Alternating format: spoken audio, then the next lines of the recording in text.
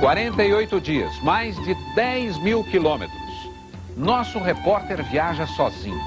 Ele embarca num dos mais luxuosos trens do mundo. Atravessa o deserto de Camelo, chega ao refúgio dos últimos pandas vermelhos e assiste à cerimônia de um casamento por encomenda. Noivo e noiva nunca tinham se visto. Embarque com a gente nesta aventura pelo país dos mistérios.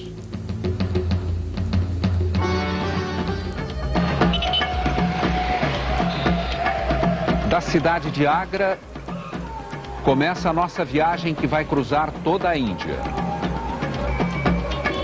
O país é grande, praticamente metade do tamanho do Brasil.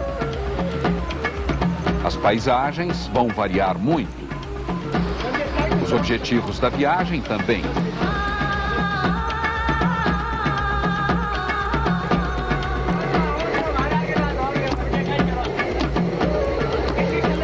Primeiro contaremos a história de amor por um animal tão raro quanto desconhecido. Você provavelmente nunca viu ou ouviu falar deste ser. O caminho para encontrar o bichinho que vive no alto das montanhas é longo.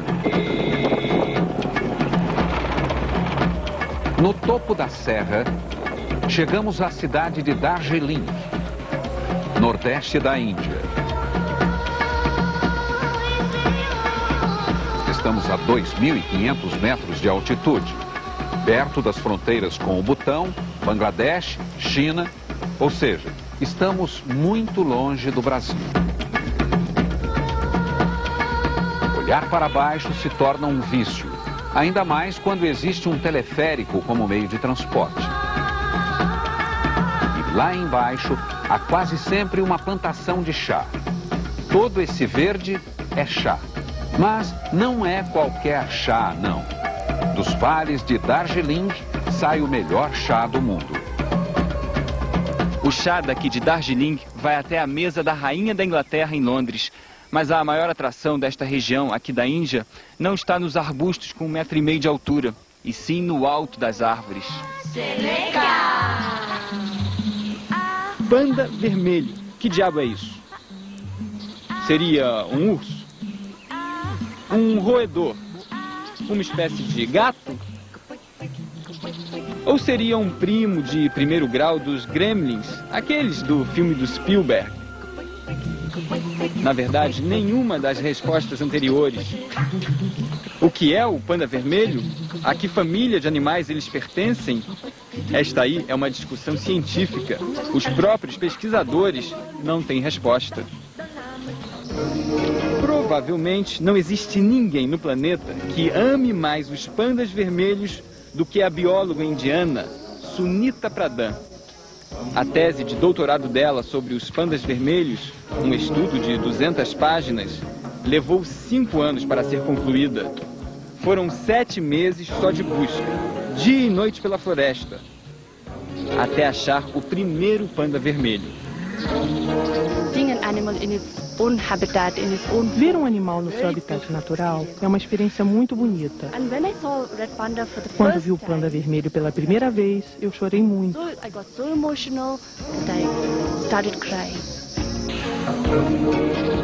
O panda vermelho é um animal arredio, às vezes agressivo.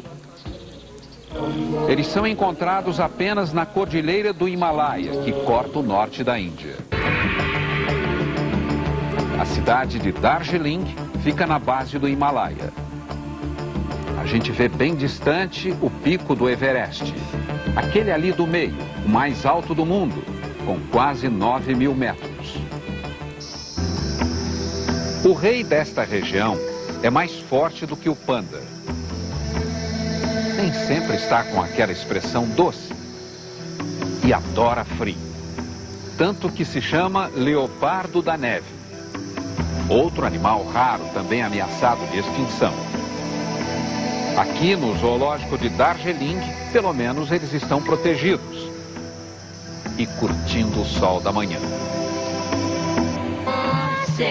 Não se tem ideia de quantos pandas vermelhos ainda existem no mundo, mas sabe-se que o risco de extinção da espécie é tão grande quanto o dos famosos pandas gigantes. Sunita Pradhan não tem filhos humanos. O segurança abre a porta e quem vemos? Os 3 bebês, os caçulas da família, todos com 4 meses de idade. Todos muito, mas muito assustados. Respeito uma certa distância para não estressar demais os filhotes. Chega, hora das crianças dormirem. O panda vermelho ficou para trás. Tensão na linha do trem. O maquinista se desespera. Animais no caminho. E não é qualquer animal, são vacas. Aumenta a aflição. Entram em ação os deuses indianos e protegem as suas preferidas.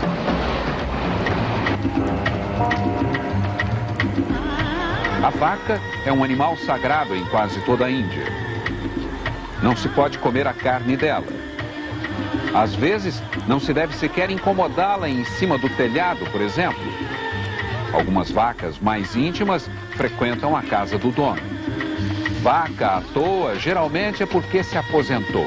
Já deu litros e litros de leite, trabalhou duro. Os indianos amam as vacas, são muito gratos a elas.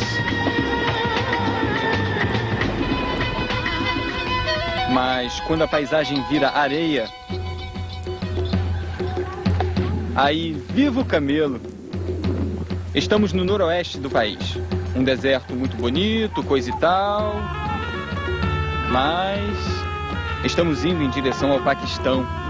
A iminência de uma guerra entre os 2 países faz com que toda a área de fronteira esteja ainda menos povoada. Um pequeno morador do deserto, acostumado ao piso fofo, me acompanha por um bom tempo. Pergunto o nome dele. What's your name? My name is Ali Baba. Ali Baba. E cadê os 40 ladrões? Your name? Luiz. Luiz Ali Baba. Ali Baba, vendedor de refrigerante. Ok. E fala um pouquinho de inglês. Tem futuro no ramo. É persistente. Brasil. Já é fim do dia e a bolsa continua cheia de garrafas. Obrigado. Tinha que comprar um refrigerante com Ali Baba. O nosso trem segue viagem por pedaços muito secos da Índia. Continuamos próximos da fronteira com o Paquistão. Estamos indo para o extremo norte do país.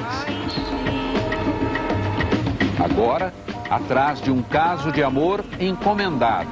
Um casamento em que os noivos nem se conhecem.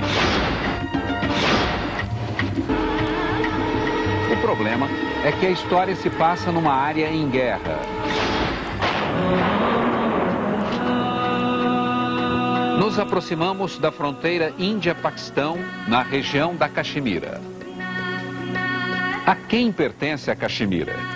Índia e Paquistão se agridem há 54 anos, mas não resolvem a questão. A Índia domina 2/3 do território disputado. Para os estrangeiros, a Caxemira representa riscos ainda mais sérios. Este é um estado muçulmano. Os ataques americanos ao Afeganistão despertam na Caxemira um sentimento que beira o ódio. Ódio em relação a quase tudo que tem a cara de Ocidente. Nosso repórter que o diga.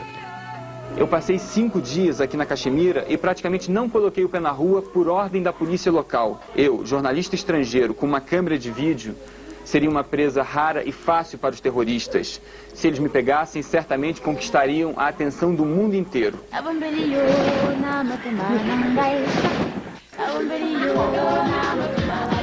O máximo que consigo é circular por alguns becos da cidade chamada Srinagar, capital da Caxemira. Rapidamente fico íntimo delas.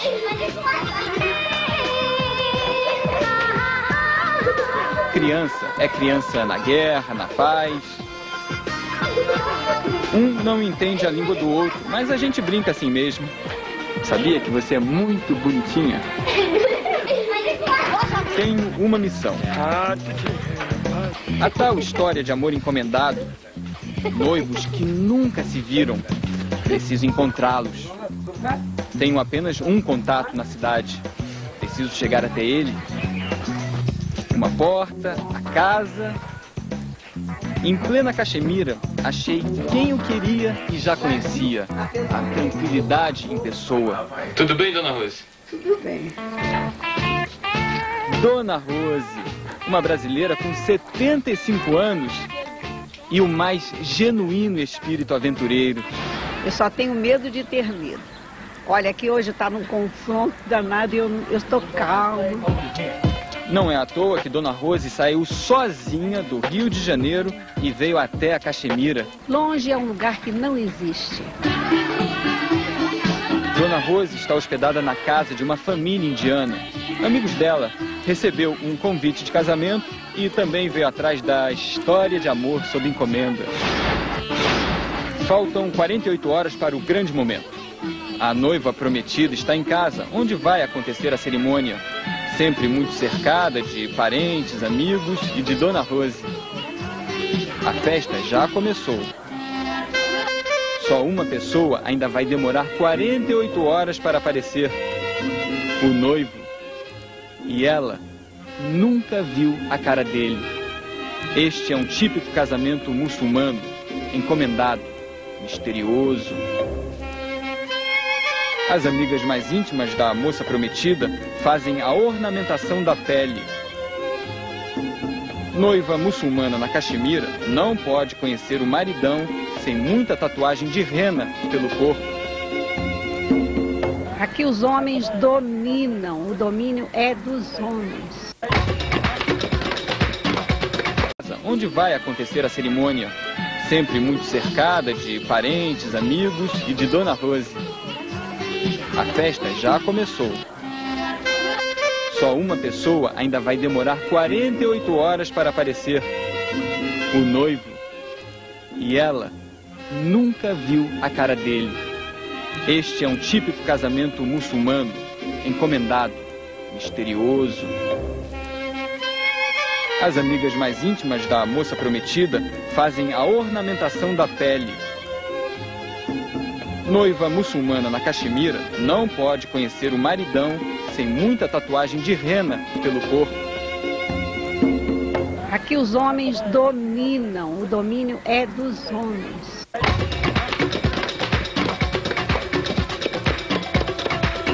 Dominam até a cozinha. 2 dúzias de homens. Só homens. Trabalham no espaço improvisado. Durante 48 horas. Sem parar. 300 homens. Só homem. Se dividem em grupos de 4 na hora do almoço. Na Caxemira é assim. Primeiro, os cavalheiros. Carneiro, carneiro, carneiro, carneiro, carneiro, carneiro, carneiro. Tudo leva carneiro. Os modos podem parecer falta de educação, mas para os indianos é natural. No país inteiro, os dedos substituem o garfo e a faca. Saem os estômagos masculinos e o enorme pátio é ocupado por pés mais delicados. No mesmo esquema. Dona Rose não se animou. Não se animou aqui. Dona Rose deve ter sido a primeira convidada na história recente da Caxemira que se arriscou a dançar num casamento. É que na cultura deles, só dançam os convidados do sexo masculino. 2 dias e 2 noites de festa. Os convidados se divertem enquanto resistem fisicamente.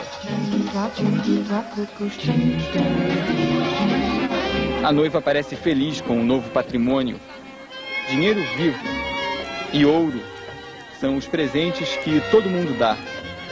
É tanto anel que superlota os dedos.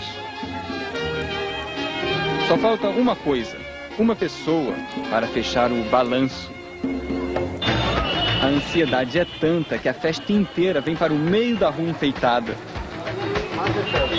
Um carro ornamentado. Só pode ser ela. Ou quer dizer, ele. Aqui é o noivo quem faz o maior charme para aparecer. Estaria ele já em clima pré-carnavalesco? A família da noiva dá flores, carinho. Recepção de herói. O caminho dele até ela é longo. Faltam alguns segundos para o grande encontro, prometido pelas famílias quando os dois nasceram há 27 anos. Atrás da tia beijoqueira está a noiva, com o rosto coberto. Afrosa, o nome dela. Zahu, o noivo, ainda não pode vê-la. Muito constrangido, o noivo vai arriscar uma olhadinha na futura mãe dos filhos dele.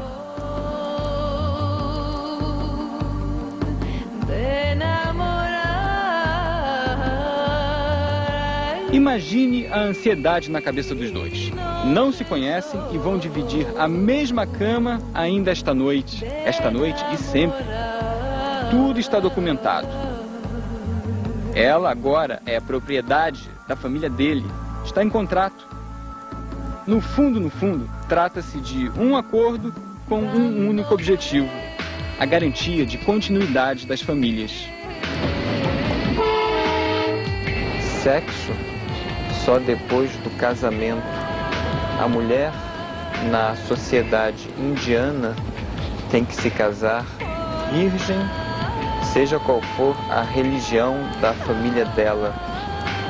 As refeições, aqui na Índia, são carregadas na pimenta. Os namoros, não.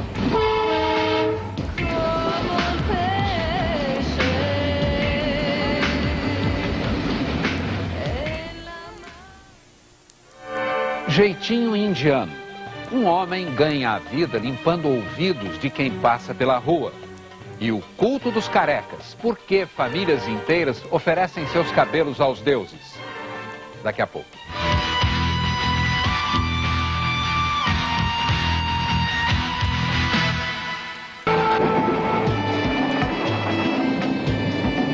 Um bilhão de pessoas, mais de 5 vezes a população do Brasil.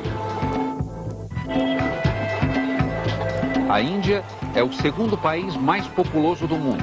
Só fica atrás da China. E um dos mais pobres também.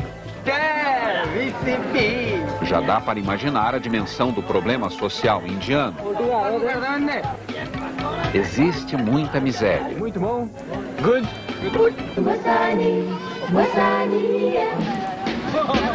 O que resolve o problema da falta de dinheiro é o improviso. O velho jeitinho. E o jeitinho indiano talvez seja tão criativo quanto o do brasileiro.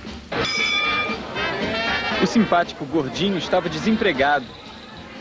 Até o dia em que se ofereceu para atrair clientela na porta de um restaurante. Virou ex-desempregado. Engraxate, por exemplo, teria pouco mercado na Índia. Os sapatos fechados não são lá muito populares. Por outro lado, quase todo mundo caminha com um par de orelhas, naturalmente. Surge então uma categoria profissional requisitada por aqui: o engraxate de ouvido.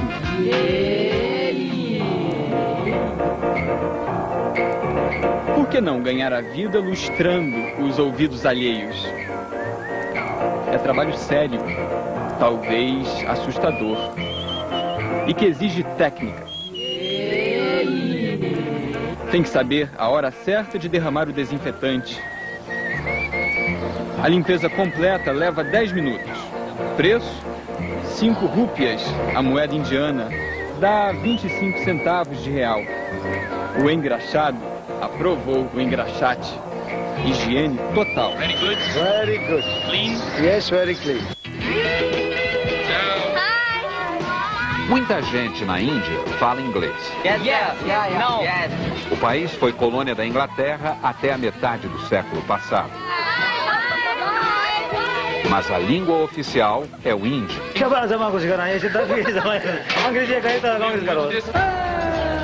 O estado da Bahia, no Brasil, e a Índia são bem parecidos no quesito misticismo. 800 milhões de indianos fazem cultos diários de adoração a mais de 300 milhões de deuses diferentes. Este é um país de fartura espiritual. É dos carecas que alguns deuses gostam mais? Talvez seja isso.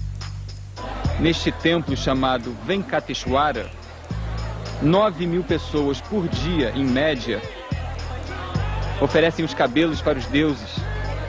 O momento do corte é tão sagrado que nem pude filmar.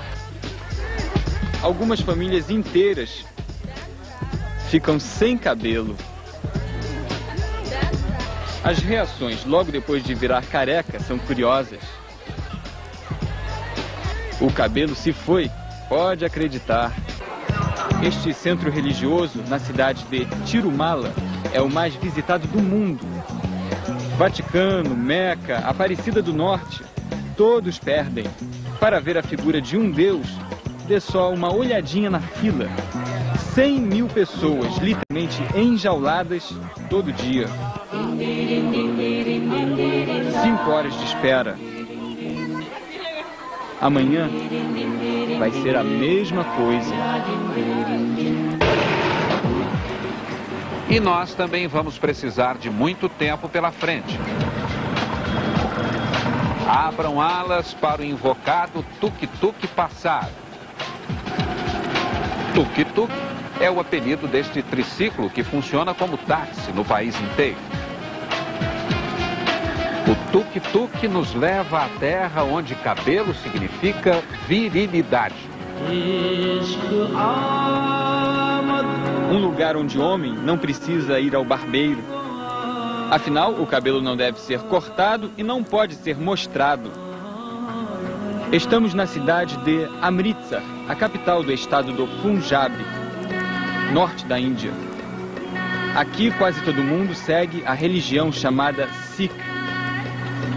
O Vaticano deles, o lugar mais sagrado na face da terra, é o Templo Dourado. A filosofia dos templos Sikh parte do seguinte princípio: antes de ter fé, é preciso estar com o estômago cheio. O Templo Dourado prepara 50.000 refeições gratuitas, todo santo dia. Cozinha 40 graus. E pensar que todos estes homens barbados transpiram voluntariamente, não ganham um tostão. É gente muito pobre que presta solidariedade a gente ainda mais pobre. A cozinha, que nunca para, fica um pouco mais fresca à noite.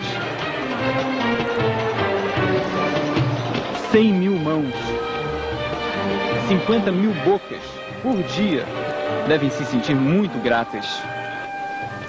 Sopa de lentilha com pão. Básico, né? Conseguir o básico na Índia já é uma vitória. A história de amor aqui é pelo próximo. O garçonzinho Sonar, de 10 anos, talvez não tenha ainda noção disso. Correr pelo pátio é simplesmente uma diversão para ele, depois da escola.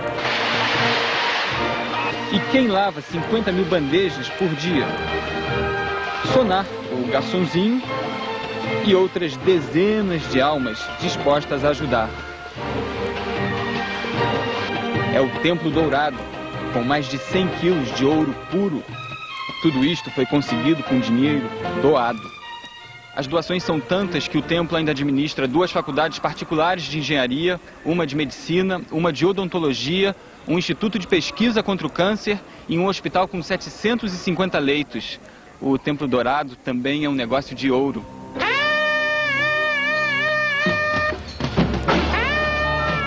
Toda noite, o livro sagrado da religião Sikh é carregado em procissão pelos fiéis. Trata-se do livro original, que certamente vale uma fortuna. Este ritual, no entanto, jamais precisou da presença da polícia. Andei de trem ordinário, fui a alguns dos bairros mais miseráveis do planeta, sempre com uma câmera de vídeo no ombro, e jamais percebi qualquer ameaça de roubo. O povo indiano aceita a própria condição social sem cobiçar os bens do próximo. Essa aceitação, em parte, é resultado da forte religiosidade da população.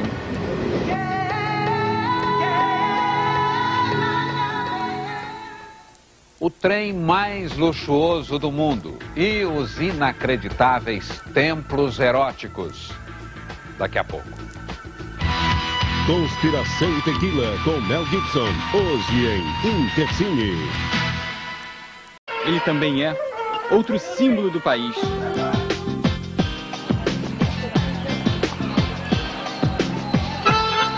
O turista aqui geralmente tem algum contato com a família de 15 mil elefantes. Eles são o meio de transporte pela antiga residência de um riquíssimo marajá indiano. Do alto do elefante, a vida ganha um ritmo lento, instavelmente confortável. A Índia é um país muito turístico. Nas ruelas que levam ao palácio, o trânsito é de elefante.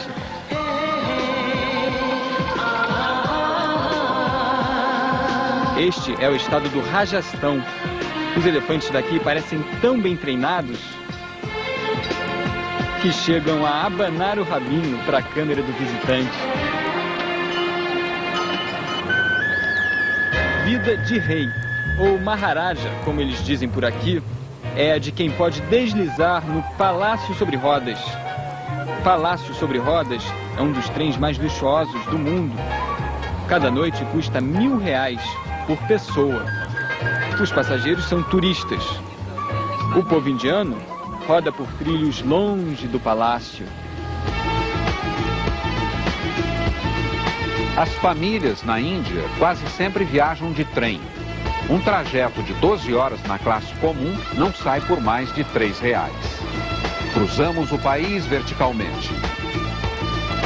Quanto mais seguimos rumo ao sul da Índia, mais forte se torna o tom do verde.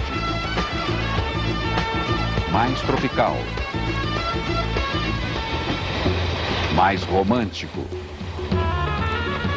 A paisagem combina com o tema amor se olharmos para fora. Porque aqui dentro, digamos que romântico não seja bem o caso do trem indiano. Quando a gente atravessa a noite, o vagão se transforma num monte de camas beliches. A minha fica colada aos ventiladores no teto. É a terceira de baixo para cima. A bagagem e as pernas dividem o mesmo espaço. Agora, divertido o trem é. A cada estação surge um evento que ninguém pode prever.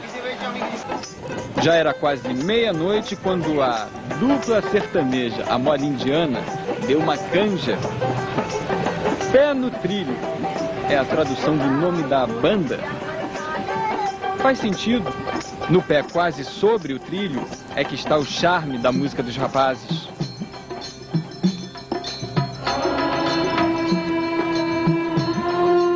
A viagem ainda é vertical.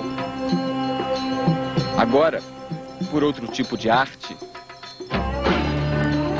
Na parede dos templos, a mais ardente de todas as pimentas da Índia. É a cidade dos templos eróticos.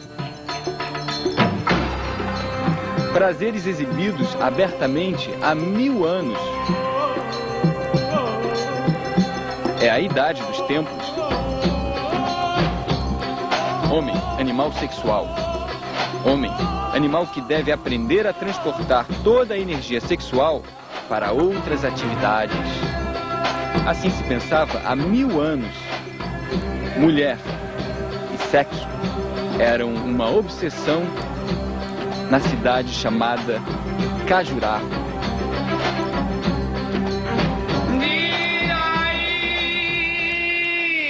Bem exibicionista este país aqui quando o assunto é arte. Ainda bem, é arte milenar. Os indianos adoram posar para a câmera.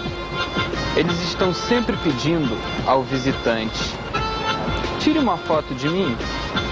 Nós, os estrangeiros, levamos a recordação material, a foto.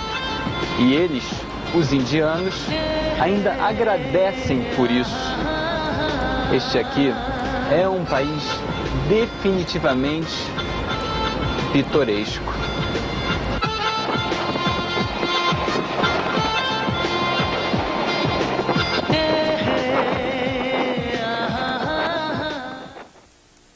Um lama brasileiro. Quem é o jovem de São Paulo que vive num monastério budista? Daqui a pouco.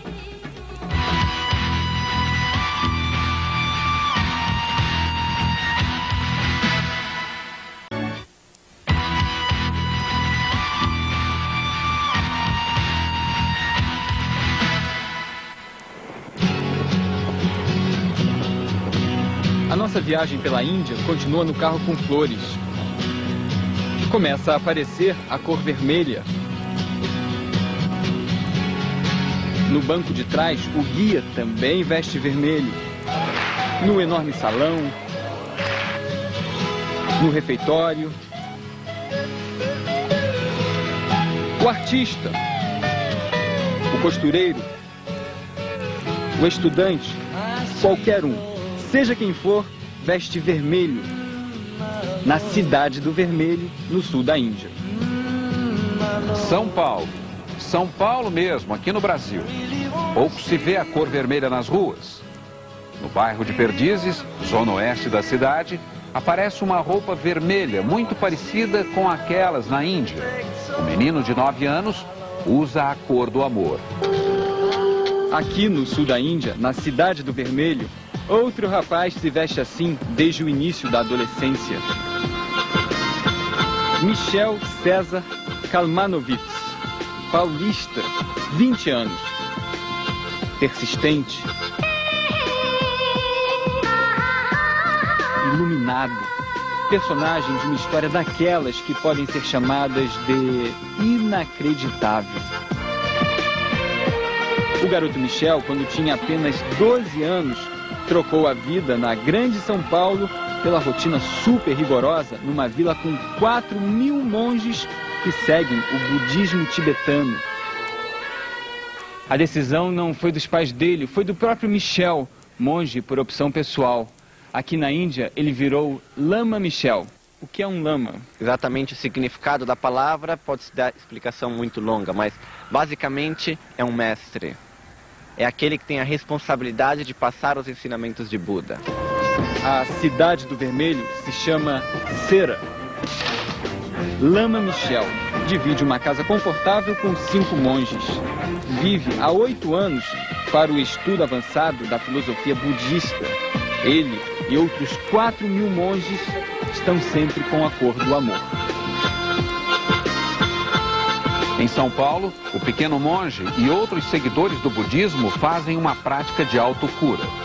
Entre eles está a responsável pelo centro budista, Bel César, a mãe que viu o filho Michel partir aos 12 anos para o monastério no sul da Índia. Aos 12 anos a gente ainda quer levar o filho ao dentista, à escola, estudar junto, ir ao cinema. Então todas essas tarefas que eu ainda gostaria de estar fazendo, elas tiveram realmente que ser para mim um luto, quer dizer, me preparar para deixar alguma coisa que eu ainda gostaria de estar fazendo. Quando Michel tinha 12 anos, a vocação dele já havia sido descoberta num encontro casual com um mestre tibetano. Esse é o Lama Gangchen, que é o meu mestre, o meu guru, quem me deu toda a inspiração para fazer a vida que eu faço, para vir aqui. E quem, digamos, me mostra o caminho que é melhor para mim seguir normalmente. Lama Gangchen foi quem percebeu que o brasileirinho Michel era a reencarnação de um grande mestre tibetano. Aos 5 anos de idade, mais ou menos, você teria dito para sua mãe algumas palavras em tibetano. Queria que você contasse um pouco essa história. De fato aconteceu? O Lama Michel de manhã veio me dizer que estava acontecendo uma coisa estranha, que ele estava escutando uma voz dizendo para ele, a minha voz dizendo para ele, Vajrayana, e perguntou que palavra era essa. E o que sua mãe respondeu? Que ela não sabia. E eu, né, realmente fiquei naquela hora assim, surpresa, e eu compreendi que uma criança, para falar uma palavra que eu não tinha escutado aqueles dias todos, e que teria um conhecimento, enfim, da onde tinha vindo aquilo já não era, no mínimo, não era normal ou comum. Vajrayana, dentro do budismo, existem o que a gente chama dos 3 veículos, ou seja, são 3 diferentes métodos do caminho, que é o Hinayana, o Mahayana e o Vajrayana. Vajrayana seria o mais alto de todos. Estudar, estudar, estudar, estudar, estudar, estudar, estudar, estudar. Está resumida a rotina dos monges no monastério de Seramé. Não existe idade mínima para virar monge, nem exigência de nacionalidade. Mas quase todos nasceram no Tibete ou têm pais tibetanos. São exilados que vivem aqui, no sul da Índia. Meninos que poderão ser grandes mestres do budismo ou aprender uma profissão comum. Muito disciplinados, e isso é certo. Eles vão sair daqui. Se decidirem sair algum dia, monastério não é prisão, é uma opção de vida. Que, para quem olha assim pela primeira vez, será que eles batem bem? Não parece, mas isto aí é um debate sobre filosofia. Quando a mão direita acerta a esquerda, é o momento em que a sabedoria derrota a ignorância. É a vida no vermelho, cheia de privações. Não pode ver televisão, ir ao cinema, não pode ter relação sexual. Os monges não constroem família. Calor humano? As amizades. Tudo bem? O amor é a vontade que o outro seja feliz. Não importa onde, como e assim por diante. Os homens jovens aqui na Índia andam de mãos dadas com os homens. Fazem cafuné, mas nada disso, na cultura deles, é sinal de homossexualidade. Os amigos demonstram afeição através de muito contato físico e sem preconceitos.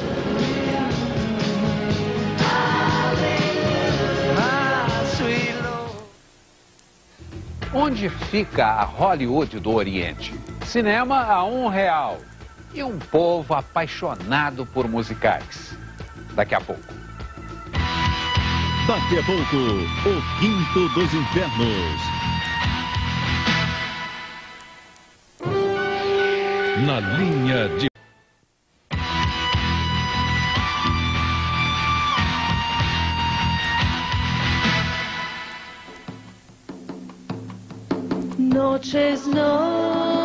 A Índia, assim como o Brasil, tem muito mar. Estamos no Oceano Índico. O nosso barco se aproxima do porto de Bombaim, a segunda maior cidade indiana. A capital do cinema no Oriente está logo ali. Vamos aportar numa potência cinematográfica que produz mais de 600 filmes por ano. Esta é a terra de Bollywood. Bollywood é a Hollywood indiana com B de Bombaim, a terra do cinema, que é mais ou menos como o futebol no Brasil, super popular. 4 da tarde, parece final de campeonato no Morumbi, Maracanã, Fonte Nova. Mas é apenas uma entrada de cinema. Num dia comum. Um filme comum. O que não é comum é o amor dos indianos pela grande tela. Acompanhei um pouco da gravação de um típico filme indiano. Dançar, dançar, dançar, dançar, dançar, dançar, dançar, dançar, dançar. O tradicional cinema indiano é musical. O diretor comenta que o país é muito musical. Até mesmo no nascimento de um bebê, as pessoas celebram cantando. O galã do filme, além de rebolar, sempre solta a voz, que não é a dele, e sim de algum cantor bem popular na Índia.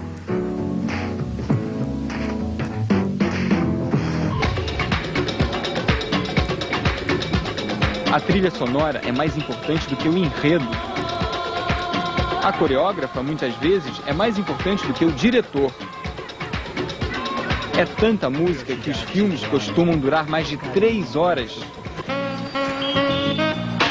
E tudo isso custa baratinho, R$1, o preço médio do ingresso.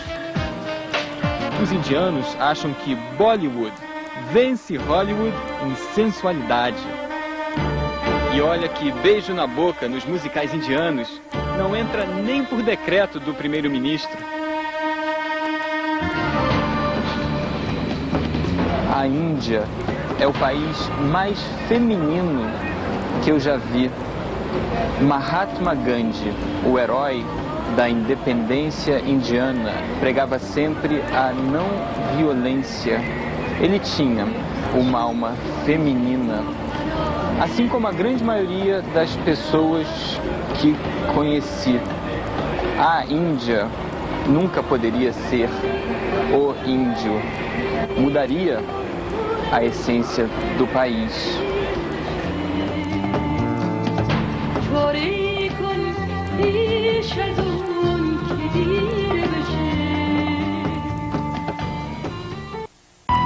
Globo Repórter.